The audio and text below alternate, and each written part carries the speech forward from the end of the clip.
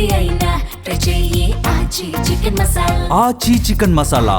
ఆయేషా మీరాకు సంబంధించి ఈరోజు తుది అంత్యక్రియలు జరగబోతూ ఉన్నాయి. ఇప్పటికే సిబిఐ కోర్టు ఆయేషా మీరాకు సంబంధించిన అవశేషాలు తల్లిదండ్రులకు అప్పగించాలని చెప్పింది. ఈరోజు తెనాలిలోని కబ్రస్థాన్లో ఆయేషా మీరాకి రెండోసారి అంత్యక్రియలు జరుగుతూ ఉన్నాయి. అయితే ఇప్పటికే ఆ తల్లిదండ్రులు విజయవాడ బయలుదేరుతున్నారు. నేను ప్రస్తుతం తెనాలిలోని ఆయేషా మీరా ఇంటి వద్ద ఉన్నాను. మీరు ఒకసారి విజువల్స్లో చూడొచ్చు. తల్లిదండ్రులు ఇప్పటికే విజయవాడ బయలుదేరడానికి సిద్ధంగా ఉన్నారు. 2019లో సిబిఐకి ఈ కేసు అప్పగించిన తర్వాత రెండవసారి పోస్ట్ మార్టం నిమిత్తం ఆయేషా మీరా ఖబర్ అంటే సమాధి నుంచి శరీర అవశేషాలను తీసుకున్నారు. అప్పటి నుంచి కూడా తల్లిదండ్రులకు అవి అప్పగించలేదు. ఇప్పుడు కోర్టు ఆదేశాలతో ఈరోజు సిబిఐ కోర్టులో తల్లిదండ్రులకు ఆయేషా మీరా అవశేషాలను అప్పగిస్తారు. ప్రస్తుతం మనతో పాటు తల్లిదండ్రులు ఉన్నారమ్మా. చాలా ఏళ్ళ తర్వాత ఇప్పుడు మీ కుమార్తె శరీర భాగాలను చూడబోతూ ఉన్నారు. ఎలా అనిపిస్తుంది? చాలా బాధగా ఉందండి. ఇన్ని సంవత్సరాలు అయినాక ఏ ప్రపంచంలో ఎవరికి కూడా ఇలాంటి స్థితి రాకూడదు.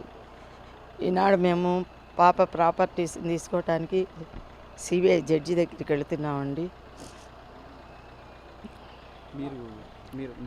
మీరు ఊహించారా? అంటే సిబిఐ ఖచ్చితంగా అంటే దేశంలో అత్యున్నత దర్యాప్తు సంస్థ సిబిఐకి అప్పచెప్తే ఖచ్చితంగా న్యాయం జరుగుతుందని మీరు అనుకున్నారు, కానీ ఇలా జరుగుతుందని ఊహించారా? ఊహించలేదండి.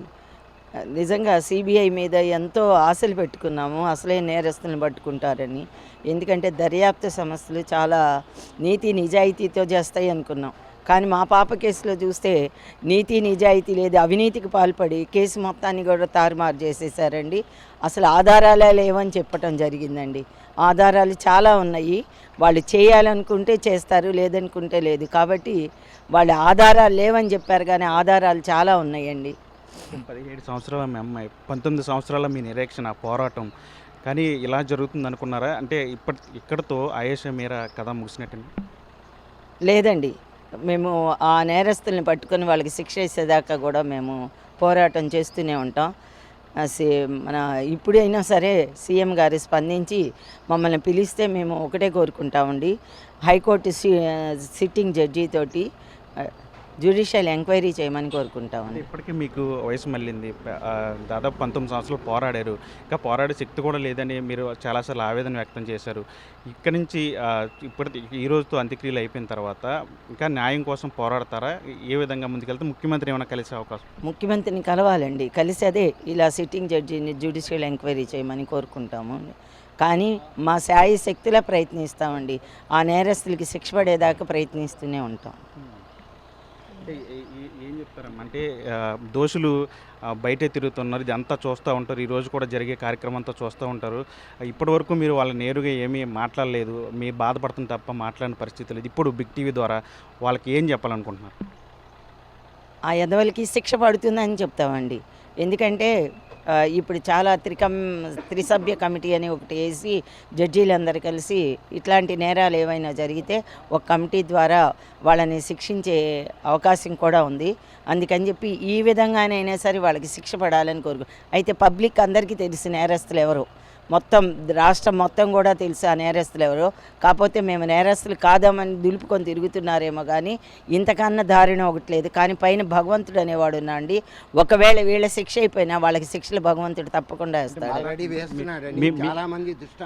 మీ మతాచారాలకి పక్కన పెట్టి న్యాయం జరుగుతుందని సిబిఐకి ఈ శరీర అవశేషాలను అప్పగించారు. ఇప్పుడు ఈరోజు ఆ మతాచారాల ప్రకారం ఇదంతా జరుగుతుందా? ఎట్లా సిద్ధం చేసుకున్నారు? మతాచారం ప్రకారమే తిరిగి ఆ అవశేషాలని, మా పాప అవశేషాలని ఖననం చేయబోతున్నామండి. మతాచారం మా మత పెద్దలు అందరూ వస్తారండి.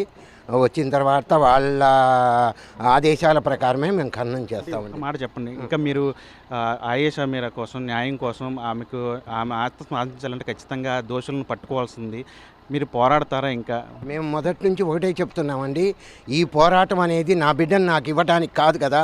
ఎవరు కూడా, భగవంతుడు కూడా మళ్ళీ నా బిడ్డను నాకు ఇవ్వలేదు. సమాజ మేలుకొలుపు, ఇంకో ఆడబిడ్డకి ఇలా జరగకూడదనే మా పోరాటం. ఈ పోరాటం ఆగదండి. ఎట్టి పరిస్థితుల్లో ఆగదు. అక్కడ సిబిఐ కోర్టులో జడ్జి గారు చెప్పారు కోర్టు సమస్య ఈ కేసు సమస్య పోయిందని. ఆయిషా తల్లిదండ్రులు చెప్పలేదండి. ఈ పోరాటం తప్పకుండా ఈ రాష్ట్ర ముఖ్యమంత్రి స్పందించాలి. దీన్ని మేము ఏదైతే కోరుకుంటున్నామో డిసెంబర్ 27ని ఆయిషా మీరా సంస్మరణ దినంగా ప్రకటించాలి. అలాగే ఆయిషా మీరా పేరుతో ట్రస్ట్ ఓపెన్ చేయాలి. పేదవాళ్ళందరికీ, పేద ఆడపిల్లలందరికీ కూడా సహాయం చేయాలి.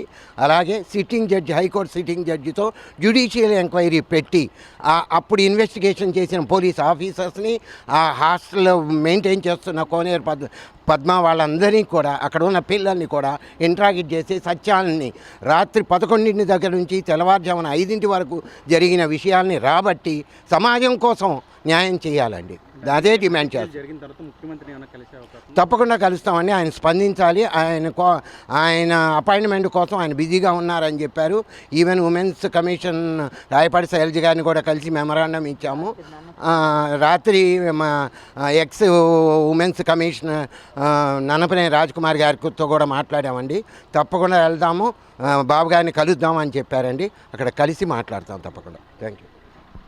ఇది చూసాం కదా, ఈరోజు అంత్యక్రియలు జరగబోతున్న ఆయేషా మీరాకు సంబంధించి జరుగుతూ ఉన్నాయి. ఏదైతే 2019లో ఈ కేసును సిబిఐకి 2018 డిసెంబర్లో కేసును సిబిఐకి అప్పగించారు. సిబిఐకి అప్పగించిన తర్వాత అంటే రెండోసారి పోస్ట్ మార్టం చేయాలని చెప్పి సిబిఐ నిర్ణయించింది. ఈ నేపథ్యంలో 2019లో డిసెంబర్ 14వ తేదీన ఆయేషా మీరాకు సంబంధించిన ఖబర్ అంటే సమాధి నుంచి అవశేషాలను సేకరించింది సిబిఐ. దాదాపు 6-7 ఏళ్ళు నిరీక్షణ తర్వాత అంటే సిబిఐకి సంబంధించి కేసులో సాక్ష్యాధారాలు ఏమీ లేవు అని చెప్పింది. సాక్ష్యాధారాలన్నీ కూడా గల్లంతయ్యాయి కాబట్టి కేసును దానికి సంబంధించి రిపోర్టు కూడా సిబిఐ అప్పగించింది. అయితే సిబిఐ ఇచ్చిన రిపోర్టు ఆధారంగా సిబిఐ కోర్టు కూడా తుది తీర్పును ఇటీవల ఇచ్చింది.